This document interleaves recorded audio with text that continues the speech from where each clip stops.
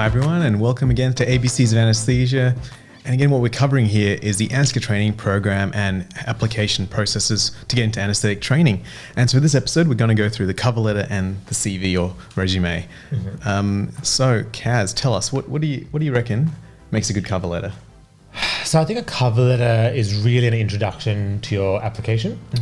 So I think its role is really in introducing who you are succinctly and getting across, as we were talking before, the key facets of who you are and your intentions for applying, and also a bit more specifically intentions of applying to that hospital or that network.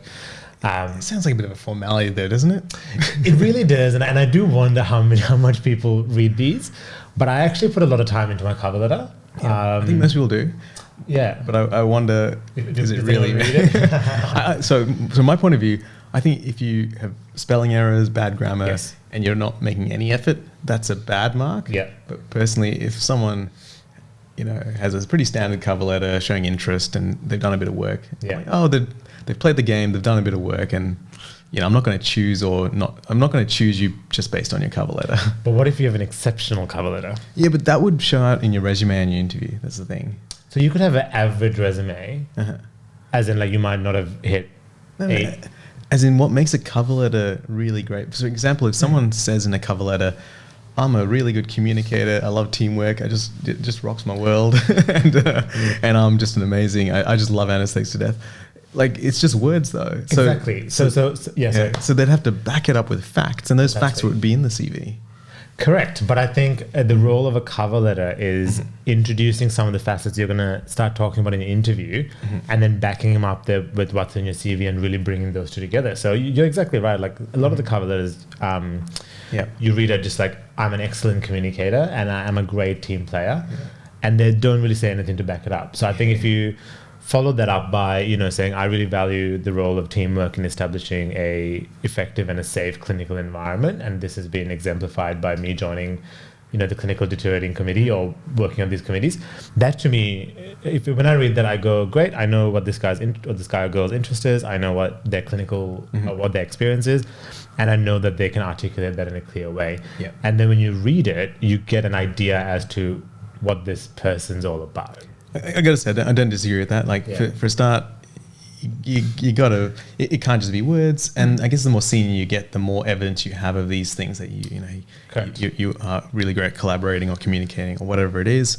And then if someone, on the rare occasion, you get just an exceptionally well written letter, that definitely does stand out. Like anything. But by and large, I'd say that most cover letters are just pretty much all the same. So by that token, I would say if you write an exceptional cover letter, you'll stand out. That's right. Yeah. So my approach to this when I applied for both probably more the anesthetic program was, I knew there were deficiencies in my CV. I knew there were deficiencies in things that I just couldn't make up in a year, and I saw the entire thing as a big pie graph. So if one part of my pie was too small, the other one had to be bigger. That was essentially it for me. So if you have a phenomenal CV in every single aspect and it's just better than a consultant CV, then I think for sure you can kind of just write a pretty average cover letter. But I think if you're like everyone else and you have areas that are deficient, I think this cover letter could form a important part that could swing you either which way. To get an interview, which then I think would allow you to explore those ideas a bit more, like you said. Okay. So we probably have a slightly different angle in this, but that's all right. But you give people jobs, so it's probably more valid. That said, when I wrote my cover letter, I put a lot of effort into it. So do as he does, not as he says. But that was before I wasn't on the inside, really. That's true. It goes to the fact that the selection process, it's not like each person's choosing you is the same person. It's not like there's certain aspects and criteria that will be reasonably objective, but it's, each person who is interviewing you, I suspect, will be very different in the way they rate certain aspects. It's not like, you're going for some maths quiz with objective marking schemes. So, no matter what we say, it could be very differently received by any individual. So I think that's one of the real challenges with this. And I think a big part of this whole process for me was also kind of leaving nothing up to chance, really. You know, you want to give yourself the best chance for getting on the program, or getting to whatever program, or getting, you know, an internship or whatever you're trying to do. And it's up to you how much effort you want to put in. And I think, you know, certain stuff like internship, like you're going to be fine. Like everyone gets an internship. Yes. You know, and PGY 2-3 jobs, generally everyone gets a job. It's not very difficult. Yes. But in the training program, how bad do you want it? You know, so I mean, I was very excessive. Like a lot of my friends know, I wrote 8 separate drafts of my cover letter, and I got multiple consultants to review it at each separate point. Okay. But I'm very proud of that cover letter, and that's a lot of work for those consultants. Oh, yeah. so the bare minimum, the formatting's got to be right. You've got to logical paragraphs, grammar, spelling, all that has to be an absolute minimum. It has to be a great standard. And then if you're really doing well, it's identifying the key facets of maybe your points of difference, why you think you're good for anesthetics, you're good for the hospital, you're good for you're a good medical doctor in general, and then backed by facts, which you probably see on your CV as well. But having that cohesion is probably a good way to think of it. So how long should a cover letter be? No more than a page. Yep. I think if it's longer than a page, no one's going to read it. Yeah. How about if you change your font to size 9 font? Is that no? So what font size are we talking? I think 10 or 11. And I think it should be 12. Sorry? And I can get 10 or 11. I said 10 or 11. No, 12's too big. 12's too big, okay. Look, a reasonable font size, a reasonable font. And I think if you're filling it top to bottom and you're trying to squeeze stuff in, you need to stop and go, this is too long. Yep. I think realistically you should have 3 paragraphs. There should be why do you want to do anesthesia or quick care or pediatrics or whatever, why they should pick you, and why you want to come to this hospital or this network. And those last 2 can be in different orders, but that's just how I did it. And I think it shouldn't be too long. Yeah, no, I agree with that. So good. Make your cover letter sharp and follow a good format. And, these days there's so much help on these things. So I like what you did. Just, give it to your parents, give it to your siblings, give it to your mates. Even bother a couple of consultants about it. Bothered many a consultant. On something that I believe is pretty much a formality. Yeah. Good. Yeah. So that's the cover letter. There's probably not too much more to say about that. I guess the only other thing I would say in addition to that is it's a professional letter. So it's a professional piece of writing, and it shouldn't be written in conversational language, and it shouldn't be casual. And I often see people use very common turn of phrases, and I think that, if anything, is a red flag. So if anything, you could do everything right, but say something really casual, and that makes the reader go, like, can this person be professional when they need to be? So treat it as if it is the most professional document you've ever written. And I think that will probably hold you in good stead. But again, as Larry said, I think everyone weights it differently. But my argument is, what if that's the reason you don't get in? No, that's right. I completely agree with that. You gotta put your best foot forward, because you're not on the inside, and you never know. Individuals will see things very differently. That's really good. So let's talk about the CV. I mean, this is a history of you. This is everything that you think is relevant, and what you've done. So I think there's a big part of it. These days you can look at a CV and just go, wow, this person's done a lot. They're hardworking. They've covered lots of areas. So how would you approach this?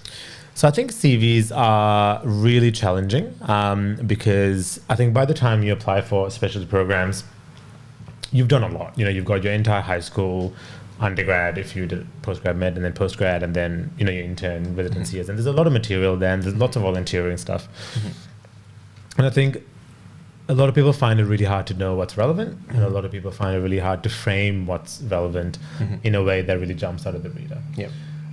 So for the anesthetic program applications, I actually took my old CV, and so I went through my old CV with one of the supervisors at the time, and they pointed out everything that was different, and I was like, great, okay, and I just threw it out and I started again. Yep, sounds good. And then just to go through, so I've received many CVs in the last few years, and I'd say that the biggest thing for me at the very start is, can this person write a nice looking CV? And your ability with word processing is actually a big deal, because it's everything that you do it's the way you communicate on paper for the rest of your life. So I would spend the time, Google Google CV formats and just try to mimic something that looks really good. So Word already has templates, but I feel like you can probably go to the next level pretty easily and get a really sharp looking CV with great headings, and you can even put the headings in block or colors, or not to an excess, but having your picture in the right spot, having the categories all lined up, and just the formatting. So if you have your spacing or your tab or your indenting at the wrong side for different sites, that's a real problem to me. Yeah, I agree. Yeah, the OCD part of me, and the fact that most anaesthetists are a little bit OCD and about the detail, I think that's a big deal. So make sure it jumps out and it looks really sharp, like you've created a bit of an piece of art. And if design and layout isn't your thing, try to find a friend who's into design and just get them to have a look at it. And I think that's really important, because it needs to be clean. It needs to have good use of the space on the page, because if you just have black text all over a page, it's so hard to read. And the more you kind of start looking at applications, you kind of start to see this stuff. So I think, and again, it should be said, I think this is not a CV for like a design scholarship, in some fancy art school. It shouldn't have like picture. It should have a picture of you, but it shouldn't be like this beautifully colored and designed thing. It should be a relatively blank white document with black text with maybe another color for headings. Yeah. And it should be the same font. Yeah, that's right. The same size font within the subcategories. Yes. And I guess the next question is, how long do you think a CV should be? Look, I think I've read your thing, which says it should be about 3 pages. I probably don't. If they haven't given me a specific length, I don't worry too much about it. As in terms of, I will use the categories. I'll fill them up as best as I can. Yeah. And whatever the length is after I've done the appropriate categories, without embellishing in excess, that's how long it is. Yeah. So I'm okay with that. A cover letter, 1 page, but CV, I'll fill the categories in, and maybe you have someone with 100 publications. How can you limit that? That's a very good point. That wasn't me. Yeah. But yeah, I mean, as you go on in your work life, your CV just grows and grows and grows. But then it's time to start chopping off the stuff that you don't need. Exactly. How about you? What would you say? So I generally think it should be about 1 to 2 pages. I think 3 is fine. So mine ended up being about 2.5, and that was on the advice of one of the quick care supervisors at the time. Yep. And I was also speaking to a couple of my friends who are in the corporate world, and they say that when they hire, if a CV is more than a page, they don't read it. Really? Yeah. So it really speaks to, I think, because surely that should be one of the requirements. I think it's just kind of an expectation. I think if you're in the culture, you know it. But I think this is one of the many reasons why it's really hard to break into some of these professions. So I think if you think about, if you're someone going through 200, 300 CVs, which a lot of these, and it's more for the anesthetic program, you're just skimming, and if you have to skim through 6 pages, and you have the fact that you were like school prefect in year 6 and stuff in there, you literally kind of roll your eyes and go, if you think that's important, I just don't think there's anything else of value in here. Yeah, that's right. So that's kind of what I've heard from people who've been on selection committees. Yeah. So I agree with you. I think we've accumulated a lot of experience. I think research actually is quite unique to like our sphere, where it does take up space, and I think that's okay, because that's relevant. But I think, but I still think I think that shouldn't be a license just to include like random stuff, and I could give hundreds of examples of things I've seen. I think at every process you should be like, is this, and I kind of say within the last 5 years, longer than that if it's something really great, like if you got given a $10,000 scholarship to do something in high school, I think that's still really impressive. And then you need to think of, is it consistent? Yes. Is it consistent with the job you're applying for?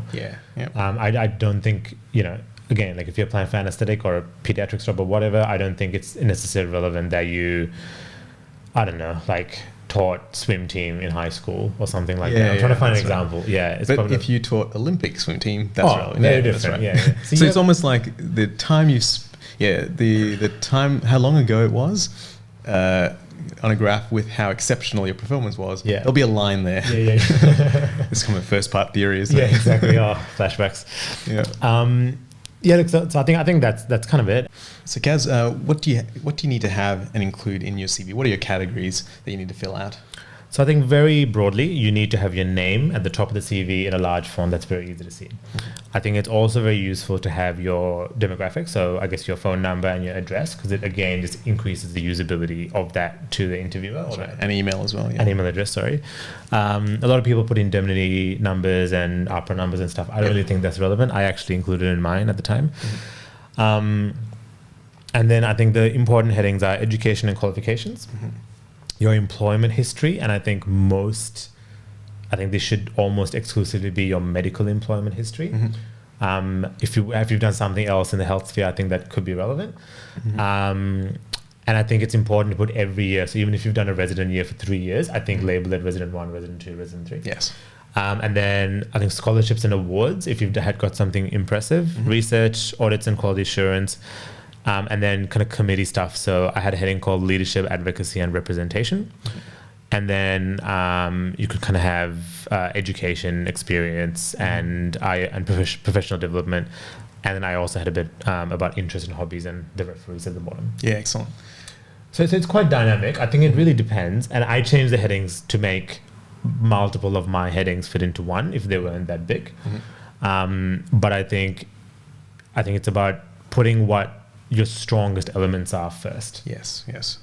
No, that's good. So do you want to just quickly go through those headings again just for the listeners? Yeah, sure. So we have education and qualifications, employment, scholarships and awards, research, audit and quality assurance, leadership or advocacy or committee experience, education / mentoring, and presentations, and then professional development, and then interest and hobbies and referees. I think that's quite a personal choice. Yeah, exactly. That's a kind of a small area, but I think that side of it, the interest in hobbies, it's only a small section, but it's tiny. Yeah. At least I remember every single time I went to an interview, they'd always ask me about what was this about. I used to do ringside doctoring, and and boxing doctoring. Oh, wow, cool. And they would always ask me about that. So at least that's something a bit different. It's a great icebreaker. Yeah, great icebreaker. And I think they really want that to just see who you are and get you talking about something off. Yeah, I think a lot of people do rehearse for interviews. So as soon as you ask them something about their hobbies, it's not going to necessarily be as rehearsed, especially if they ask you something that catches you off guard. Catches you off guard. Yeah. And so the way I think about resumes and curriculum vitae as well is that what we value is pretty much what would require the most work and initiative. I think we mentioned that in one of the previous episodes. So, pay money to do a 1-day course, it's not that much effort, but to pay money to do a 1-day or longer course and do an exam is the next level. To then be asked to be an instructor or qualify as an instructor of that course, even better. How about having the initiative to make your own course? So these are different levels of initiative and work that I think people rank. So, if you think about research, if someone's a first author on a paper that's published in a journal with a high impact factor, that's obviously a lot of work. We all know how hard and difficult research can be and how long it takes. That's a lot of dedicated effort versus a simple audit or a literature review. So I think it's just one of those things where think about when you're going through your junior years, doing bits of work, think about adding value to whatever you're doing. So not just doing the base level thing. So I guess later another question. What are some key mistakes that you see being made in CVs, and what are some things that people should avoid maybe? Oh, look, I think we've probably mentioned most of them. I think we've gone through the fact that you essentially it has to be relevant, of the right time frame. You have to have the right headings and a good presentation and format.